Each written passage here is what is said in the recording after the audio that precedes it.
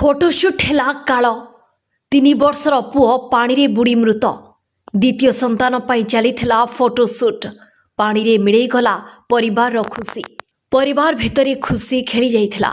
3 वर्षर पुओ भी खुशी रे नाचुथिला कारण आउ मासक परे घर को आसीबो तार भाई की भौणी जहाकु नै पूरा परिवार उत्साहित होई पड़िथिबा बेले खुशी जेमिति पानी रे मिलई जाइछि।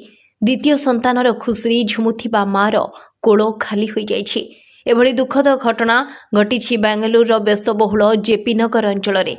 सूचना अनुसार गर्भवती फोटोशूट करा जाउथिबा एक स्टूडियो पोखरी रे बुड़ी आखि बुझिछि 3 वर्षर पुओ। जेपी नगर गिडेनाहाली रे थिबा एक घरोई स्टूडियो रे शनिवार अपराह्न रे एही अघटन घटिछि। जेपी नगर गिडेनाहाली रे थिबा एक घरोई स्टूडियो रे शनिवार अपराह्न रे एही अघटन घटिछि।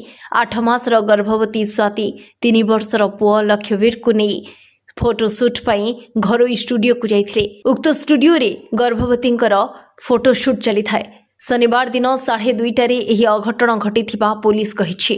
पुलिस सूचना अनुसार 8 मासर गर्भवती स्वाति तांकर जणे बंधुंक सह स्टूडियो को फोटोशूट पाई जाइथिले। जेतेबेले कि स्वातिंक स्वामी चरण राज जे कि जणे सॉफ्टवेयर इंजीनियर से बे अमेरिका रे अछंती। प्राय सप्ताहक तले स्वातिंक स्वामी चरण अमेरिका जाइछंती।